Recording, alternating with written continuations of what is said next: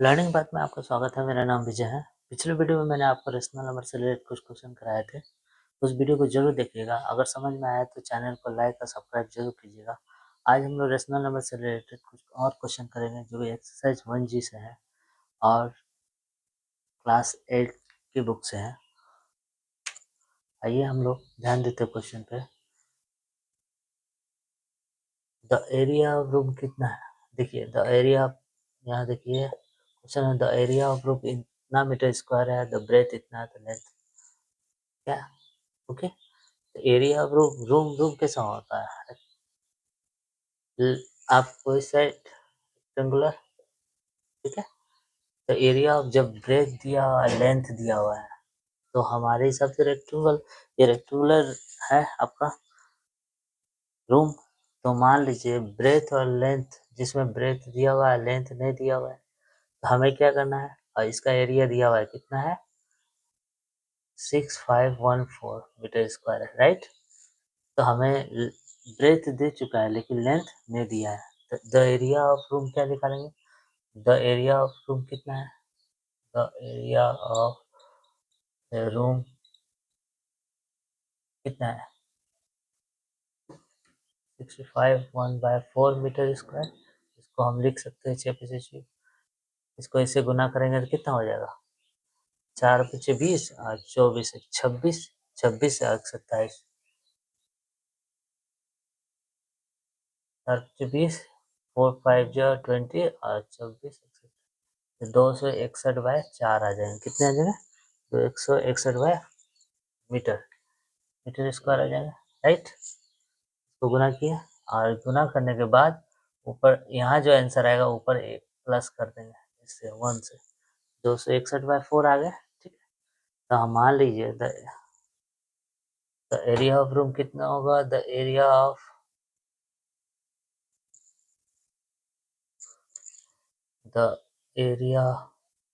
Of room is equal to L into B. हाँ, rectangular है तो लेंथ एरिया ऑफ रेक्टेंगुलर कितना था? L into B. तो एरिया ऑफ रूम कितना दिया है? 261/4 मीटर स्क्वायर। लेंथ कितना है?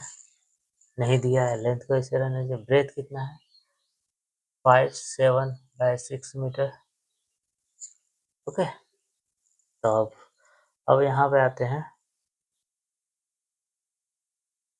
तो एक बार और इसे मल्टीप्लाई कर लेते हैं। 4 मीटर स्क्वायर तो L इंटू 16 5 70 80 और 7 87/16 आ जाएगा।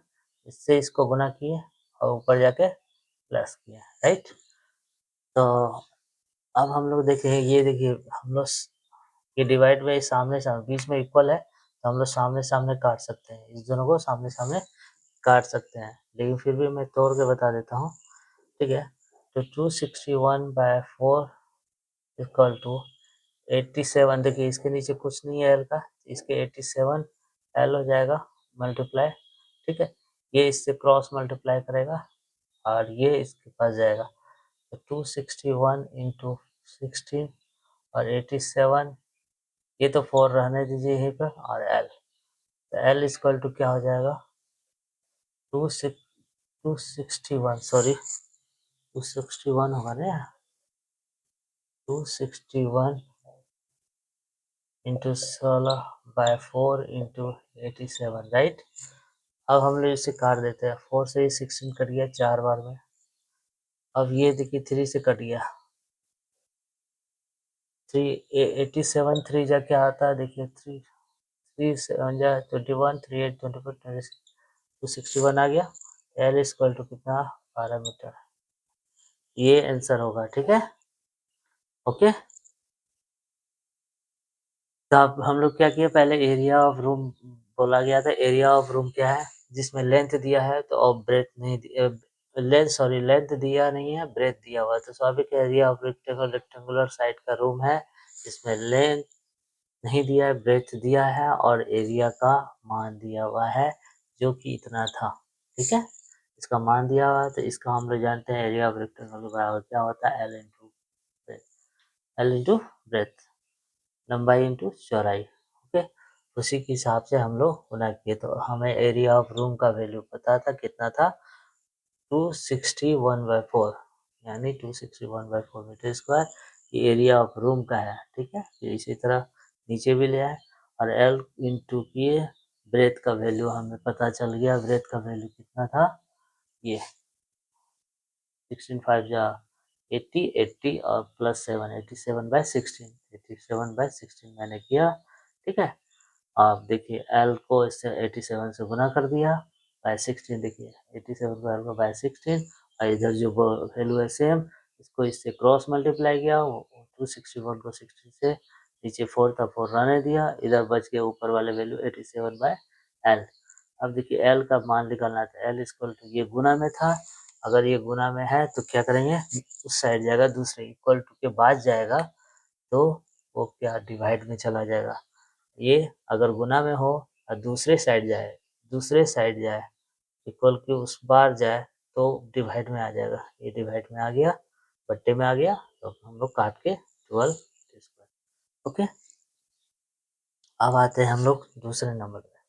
दूसरा नंबर कह रहा है the product of two fraction जो है, the product of two fraction is कितना है। तो मान लीजिए let the product of two fraction is x and y मान लेते हैं। ठीक है, तो टू फ्रैक्शन मान लिए, तो x into y equal to कितना है, दो फ्रैक्शन का गुना, तो प्रोडक्ट मतलब गुना, एक्स इंटू वाई का गुना कितना हो गया, ये है, तो 9/3/5 राइट। जिसमें से बोला है वन फ्रैक्शन का वैल्यू दिया हुआ है यहाँ, तो इसमें से कोई भी एक्स या वाई का किसी का भी वैल्यू हो सकता है, तो 9/3/7 राइट। वाई इसको 9 पे से देखिए, इसको इससे गुना कर दिए, 9 5 जो 45, 45 प्लस 3 48/5 आ गया राइट। अब इसको भी इससे गुना कर दिए, 9 6 63 और 63 plus 3 66/7 into y equal to 40y/5। अब हम लोग सामने सामने भी काट सकते हैं, है? या तो नहीं तो आपको मैं इस तरह से बता देता हूँ। देखिए इसके नीचे 1 है, तो 65 into Y, 66 into Y, 66y हो जाएगा राइट। नीचे 7 इंटू 1 7 हो जाएगा, इधर 48/5 राइट। अब देखिए इधर इसको लेके चल जाते हैं, ये 7 को इस साइड क्रॉस मल्टीप्लाई, 66y यहाँ रह जाएगा, 48 इंटू 7 नीचे 5 है, 5 रह गया। y का वैल्यू निकालना है, तो ये y देखिए गुना में है, इसमें गुना में, अगर दूसरे साइड जाएगा तो डिवाइड में हो जाएगा। गुना रहे दूसरे साइड जाने पर डिवाइड हो जाएगा, प्लस रहे दूसरे साइड जाने पर माइनस है, माइनस है तो दूसरे साइड जाने पर प्लस हो जाएगा। ठीक है, अगर दूसरी साइड जाता है तो ऐसे राइट ओके। तो ये गुना में है तो दूसरी साइड जाएगा तो डिवाइड हो जाएगा, 48 इंटू 7/5 इंटू 66 डिवाइडेड हो गया। अब देखिए 2 से कट 3 से कट सकते, 3 2 जा 3 2 जा 6, 3 2 जा 6, 3 से भी कटेगा, 3 1 जा 3 और 3 6 जा 18। अब देखिए 2 से कटेगा, 2 1 जा 2, 2 1 जा 2, 2 8 जा 16 राइट। तो नीचे आया, ऊपर कितना है 8 से 56, 56/55 राइट। 11 पचे 55 वाई का वैल्यू, ये आंसर है ओके। समझ में आया होगा। हमें दो product the product of two fraction के बारे में नहीं पता था, एक्स इंटू वाई ले लिए और इसका वैल्यू कितना था, दोनों product the product of two fraction का वैल्यू कितना था, इतना था 48/5।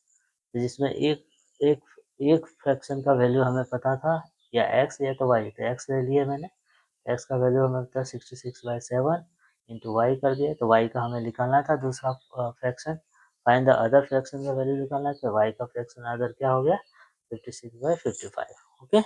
इसी तरह हम लोग रेशनल नंबर से रिलेटेड कुछ और भी क्वेश्चन करेंगे नेक्स्ट वीडियो में ओके।